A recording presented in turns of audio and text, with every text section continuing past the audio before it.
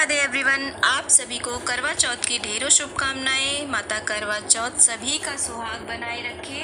तो फ्रेंड्स, आज की इस वीडियो में हम जानेंगे कि करवा चौथ के व्रत पूजन में हमें किस किस सामग्री की आवश्यकता होती है।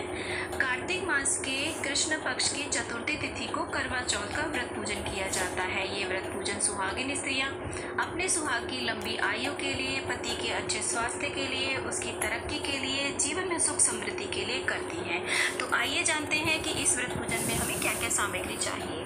तो देखिए, करवा चौथ की पूजा में एक चौकी लगाई जाती है। आप चौकी या पटड़ा कुछ भी ले सकते हैं जो पूजा में यूज़ करते हो। उस पर बिछाने के लिए एक लाल रंग का सूती या फिर रेशमी कोई भी पूजा का वस्त्र ले सकते हैं। कोरा लेने की ज़रूरत नहीं है, कोरा हो तो कोरा ले, नहीं तो पहले पूजा में यूज किया हुआ भी आप ले सकते हैं।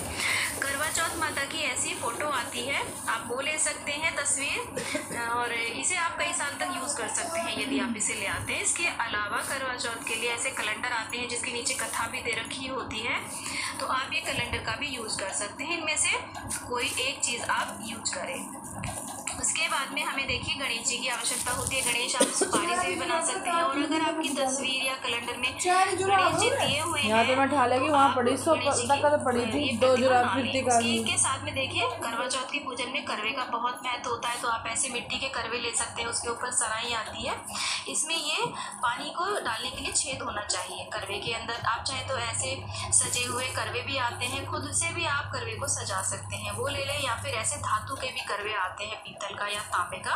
तो इनमें से कोई एक करवा आप ले सकते हैं। तो करवे दो लिए जाते हैं, और एक इनमें से कोई भी एक करवा ले सकते हैं किसी भी तरीके का, और उसी के साथ में एक मीठा, जिसे हम खांड का करवा कहते हैं, वो भी लिया जाता है। तो बहुत ही सुंदर सुंदर मार्केट में मिलते हैं।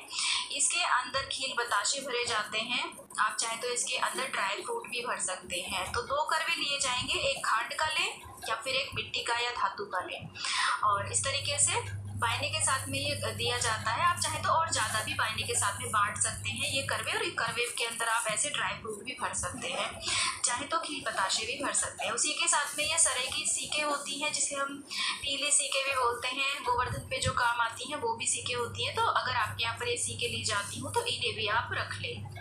इसके बाद में यहाँ पर देखिए, पूजा के थाल में हमें क्या क्या चाहिए। पूजा करने के लिए हमें एक यहाँ पर दीपक चाहिए और एक धूप चाहिए, ये रख लेते हैं पूजा में। और इसी के साथ में हमें ज़रूरत होती है, देखिए, टीका करने के लिए आप रोली कुमकुम रख लें, और अक्षत चंदन जिससे हम टीका करेंगे वो रख लें। साथ में हम कलावा रखते हैं, मौली, जिससे कि हम जो भी हमने करवे रखे हैं ना उनके कंठ में बांधेंगे, और साथ में वस्त्र भी कलावा अर्पित करेंगे। कुछ ना कुछ दक्षिणा यहाँ पर ज़रूर रखें सामर्थ्य के अनुसार। और देखिए, इस पूजा में अनाज लिया जाता है। आप गेहूँ ले सकते हैं, गेहूँ नहीं मिलते हैं तो आप चावल भी ले सकते हैं, पर इस पूजन में गेहूँ का बहुत महत्व होता है।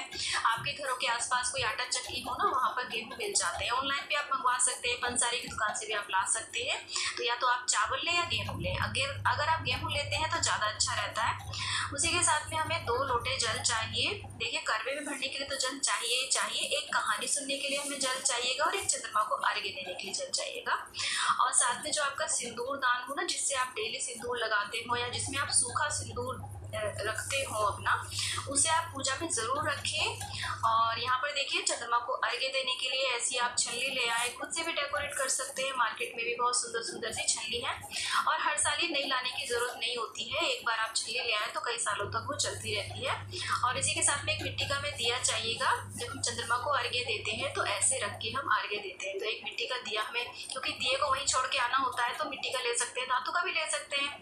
श्रृंगार की सामग्री चढ़ाई जाती है करवा चौथ माता को। तो श्रृंगार की सामग्री चूड़ी, बिंदी, मेहंदी, बिछिया, आप यहाँ पर महावर ले सकते हैं, काजल ले सकते हैं, लिपस्टिक ले सकते हैं, नेल पेंट, गजरा ले सकते हैं, और जो भी यूज़ की चीज़ें होती हैं, 16 श्रृंगार की वस्तुएं, या फिर आप 5-7 जितनी भी आप चढ़ाना चाहें वो ले सकते हैं। देखिए, अगर आपको फूल मिल जाते हैं तो आप पूजा में फूलों का प्रयोग ज़रूर करें, नहीं मिलते हैं तो बिना फूलों के भी ये पूजा की जा सकती है। फूल इसमें कंपलसरी नहीं है। उसी के साथ में कुछ ना कुछ भोग में आप मीठा ज़रूर अर्पित करें। आप देखिए, बताशे भी अर्पित कर सकते हैं, मिठाई अर्पित कर सकते हैं, घर में आपने कुछ मीठा बनाया हो वो भी आप चढ़ा सकते हैं। और ऋतु फल हमें ज़रूर रखने पूजा में, जो भी आपके पास हो, 5 प्रकार के या फिर एक प्रकार के जितने भी हो ऋतु फल आप जरूर भोग के रूप में चढ़ाएं। बायने में भी हम फल और मिठाई आदि देते हैं। अब देखिए बायना निकाला जाता है। बायना आप सासू जी को, ननद को या अपने से बड़े रिश्ते में, ससुराल पक्ष में जो बड़े रिश्ते में उनको दे सकते हैं। साड़ी या सूट रख सकते हैं। उसके ऊपर बायने में क्या क्या निकाले आप यहाँ पर बिंदी, चूड़ी, मेहंदी, सिंदूर और यूज की जितनी भी चीजें होती है ना, ज्यादा से ज्यादा आप दे सकते हैं। कंगा दे सकते हैं, साथ में कुछ दक्षिणा जरूर रखिए। तो ये बायना भी निकाला जाता है। तो आप ऐसे बायना निकाल दें। तो ये सब सामग्री हमें चाहिए होती है। इसके अलावा अगर आपके यहाँ पे कलश की स्थापना होती है तो कलश चाहिए। कलश के अंदर लगाने के लिए आम के या अशोक के पत्ते चाहिए। कलश के अंदर डालने के लिए लौंग, इलायची, सिक्का, सुपारी, हल्दी की गांठ और एक कटोरी चाहिए। और देखिए आप चाहे तो नारियल वाला कलश भी बना सकते हैं या फिर ऐसे यहाँ पर दीपक भी जला सकते हैं। आप इसे दीप कलश भी बना सकते हैं।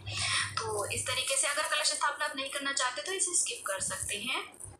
और यहाँ पर देखिए इस पूजा में आप पूरे 16 श्रृंगार करें। पहले दिन ही हाथों में मेहंदी लगा ले और अपने जो शादी की चुनरी है या शादी का जोड़ा है, ओढ़नी है, वो जरूर पहने और पूरे 16 श्रृंगार करें। उसमें आप अपना मांग टीका, नथ, मंगलसूत्र, बिछिया और पायल जरूर पहने और ऐसे आप मेहंदी पहले दिन ही लगा लें। पूरे 16 श्रृंगार करके ये पूजा की जाती है क्योंकि ये व्रत सुहाग के लिए ही किया जाता है। देखिए अगर आपके यहाँ पर इस दिन हवन भी होता हो तो आप हवन कुंड और गाय का उपला और हवन की सामग्री लेकर के आप हवन भी कर सकते हैं। तो फ्रेंड्स ये वो टोटल सामग्री है जो हमें करवा चौथ के व्रत पूजन में चाहिए होती है। यदि कोई भी सामग्री ऐसी है जो आपके क्षेत्र में नहीं मिल पा रही है तो आप इस सामग्री को कम या ज्यादा कर सकते हैं। वैसे ये जो व्रत पूजन है अपने परिवार के रीति रिवाज के अनुसार ही किया जाता है। तो यदि आपके घर में कोई बड़ी स्त्री हो जो इस बता सके तो आप उनसे पूछ करके ही अपना ये व्रत पूजन करें। तो माता करवा चौथ आप सभी का सुहाग बनाए रखे, इसी आशा के साथ विदा लेती हूँ। करवा चौथ की सभी वीडियोस देखने के लिए आप हमारे चैनल को जरूर सब्सक्राइब कर लें। यदि ये वीडियो पसंद आए तो प्लीज इसको लाइक करें, ज्यादा से ज्यादा शेयर करें, कमेंट बॉक्स में करवा चौथ मैया की जय अवश्य लिखें। जय हो करवा चौथ मैया की।